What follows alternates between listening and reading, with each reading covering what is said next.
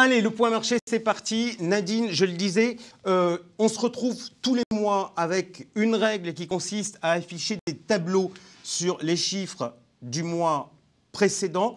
Nos fidèles vont être un peu surpris parce qu'on a un peu changé la règle ce mois-ci, puisqu'on a non seulement mis les chiffres à fin février, mais également au 7 mars.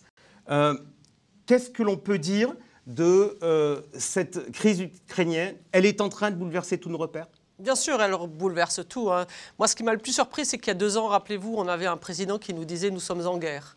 Et 2 ans plus tard, on se retrouve avec une guerre complètement différente, mais qui bouleverse et qui nous a pris autant par surprise que la crise sanitaire qu'on a vécue il y a 2 ans. Et c'est vrai que c'est des... Voilà, tout est remis en cause. On était dans un scénario, rappelez-vous, fin 2021, on était dans un scénario qu'on appelait growthflation, c'est-à-dire un scénario de croissance économique relativement forte avec de l'inflation qui venait notamment des matières premières. Et puis on se retrouve 2 mois plus tard avec un scénario qui est en train de tourner à la stagflation, qui est quand même un peu le worst case scénario, si vous me permettez de parler anglais.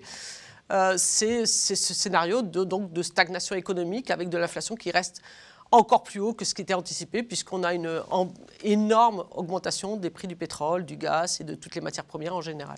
Bien, on regarde tout de suite les performances du côté des marchés actions. On voit donc que les marchés avaient commencé l'année en baisse, mais après des années qui avaient été fortement positives sur les places occidentales. Poursuite de la baisse avec un ralentissement dans le courant du mois de février et accélération de la baisse dans la première semaine de mars. Qu'est-ce qui vous, entre guillemets, vous surprend le plus dans les chiffres des actions quand on voit notamment les écarts entre zones? Déjà, c'est l'Europe. Hein. Je veux dire, l'Europe, c'était un peu le scénario pareil de fin 2021. C'est pour ça qu'on parlait de bouleversement dans les scénarios. On était plutôt dans un scénario qui était favorable à l'Europe. On sentait que la croissance était peut-être un petit peu plus supérieure que celle des États-Unis. On était plus en termes de cycle, peut-être un peu en retard par rapport à la fin de cycle qu'ils commençaient à connaître. Donc on se disait la croissance va être supérieure en Europe. La remontée des taux de la part de la BCE va être plus graduelle et va être peut-être moins forte que celle des États-Unis. Et puis ça, on est en train d'être confronté à un scénario, un bouleversement de nouveau de ces scénarios-là, puisque malgré tout, cette guerre, elle est en Europe. Ok, c'est véritablement l'Europe qui va être la plus touchée? A priori, oui. A priori, je veux dire, je ne vois pas comment on pourra se sortir du fait qu'on va avoir 2 millions, je crois qu'il y a déjà 2 millions de personnes déplacées qui vont rentrer en Europe, d'un scénario macroéconomique qui est en train de se dégrader très fortement et qui va d'ailleurs changer un petit peu les espérances des banquiers centraux. Hein. Je veux dire, les banquiers centraux, ils vont avoir une difficulté énorme de suivre la politique qu'ils avaient, entre guillemets, anticipée en fin d'année. Ok, alors on va regarder maintenant le tableau concernant les taux d'intérêt. Là encore, avec la même règle que celle que l'on avait tenue jusqu'à présent, c'est-à-dire fin février et mi-mars, on voit que la remontée des taux longs, finalement, s'est stoppée net. Le 10 ans allemand est quasiment revenu à zéro. Vous parliez des banquiers centraux. Est-ce que les banquiers centraux ne sont pas dans une sorte, pardonnez-moi l'expression anglo-saxonne, mais de corner? C'est-à-dire que aujourd'hui, ils ne peuvent plus courir après l'inflation si l'inflation est liée à l'énergie. Bien sûr, c'est exactement la problématique actuelle. C'est-à-dire que vous pouvez remonter vos taux de 3 à 4 5 %, ce n'est pas ça qui va faire baisser le prix du pétrole. Donc là, on sent très bien qu'ils sont confrontés à une inflation qu'ils ne peuvent pas maîtriser. Ensuite, on était peut-être allé un peu trop tôt dans les anticipations de remontée des taux, notamment au niveau de la BCE. Hein. Rappelez-vous, il y a 3-4 mois, on disait que la BCE ne bougera pas en 2022. Là, on commençait ces dernières semaines à dire « Ah ben si, peut-être qu'il y aura quelque chose de la part de la BCE ». C'est vrai que la BCE, elle n'a plus les moyens d'agir actuellement en remontant ses taux. Parce qu'encore une fois, elle ne va pas agir sur le prix du pétrole et sur le prix du gaz et sur le prix des matières premières. Donc, elle est relativement impuissante à contrer cette inflation qui vient de cette crise. Je voudrais maintenant qu'on parle, parce que c'est l'objectif de notre échange mensuel, aux préconisations sur l'équilibre. Déjà, première remarque, tous les mois, on fait une préconisation pour des gens qui rentrent, mais il y a la nécessité de suivi. Puis quand on suit un portefeuille, il y a des déformations naturelles qui sont liées à l'évolution des marchés. On a sur certains marchés des baisses qui atteignent quasiment 15% depuis le début de l'année. Qu'est-ce qu'on fait face à ces déformations? On corrige systématiquement, on laisse faire. Quelle est votre préconisation par rapport à ça, vu l'environnement actuel?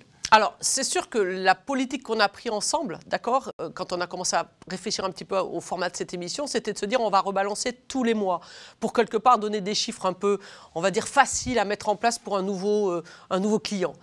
Mais c'est évident que la baisse de ces derniers jours, et vous le disiez très fortement, très forte sur certains marchés, moins 15, moins 20 sur certains marchés, fait en sorte que nos allocations, qui représentaient 32,5% en actions de notre portefeuille, ont baissé d'environ, on va dire, 10% de façon générale. Donc on a acté ce fait dans notre nouvelle allocation pour le mois de mars. On a acté le fait de cette baisse des marchés actions. Et on va dire que pour un client qui rentrait aujourd'hui, on a un petit peu baissé les pondérations, pas de façon très importante, hein, puisqu'on passe de 32,5 à 30, et qu'on a fait augmenter un petit peu les fonds flexibles qui ont quand même plutôt bien joué leur rôle protecteur sur ces dernières semaines. Voilà, donc c'était un peu l'événement qu'on a voulu mettre en place sur ce mois-ci. Fonds flexibles, vous avez un produit en particulier, parce que tous les fonds flexibles ne sont pas forcément bien comportés. Il y a les fonds flexibles qui sont basés sur des obligations, et on le voit très bien, on est quand même dans une remontée des taux. Et on ne l'a pas dit précédemment, mais je veux dire, les taux, même s'ils ont un petit peu rebaissé, on est quand même à 0 sur l'Allemagne, on était à moins 0,30 en début d'année. Donc on sent quand même que le réflexe naturel d'aller chercher des taux marche plus vraiment en ce moment. Donc la protection, à mon sens, des taux, elle n'est plus vraiment là. Donc on va chercher des fonds flexibles qui ont la capacité de ne pas justement détenir des taux et d'avoir plutôt on va dire des stratégies qui sont plutôt des stratégies alternatives basées sur des long short actions. Est-ce qu'on va avoir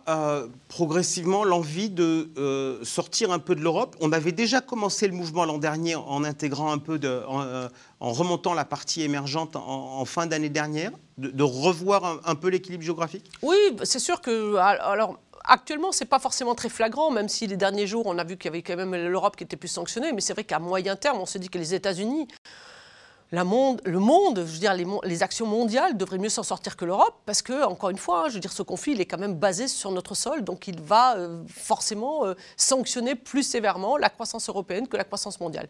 Donc c'est ce qu'on est en train de faire. On est en train, effectivement, de peut-être un tout petit peu baisser notre pondération sur les actions européennes pour privilégier les actions US. Dernière question un peu provoque. En foot, on dit toujours, à la fin, c'est l'Allemagne qui gagne. Est-ce que dans les marchés... Je vous vois venir. Est-ce que dans les marchés financiers, à la fin, c'est pas toujours les États-Unis qui gagnent? Voilà. En plus, avec un dollar qui a plutôt tendance à s'apprécier, hein, on vaut 1,08. Pas mal de personnes considèrent que le niveau, on devrait même aller toucher les plus bas qu'on avait vus ces 3 ou 4 dernières années, qui étaient 1,06. Bien sûr que les actifs américains sont quand même peut-être ceux qui vont, entre guillemets, être plus protecteurs pour nos investisseurs à très moyen terme. Merci beaucoup Nadine d'avoir été avec nous le 8 mars. Avec plaisir. Journée de la femme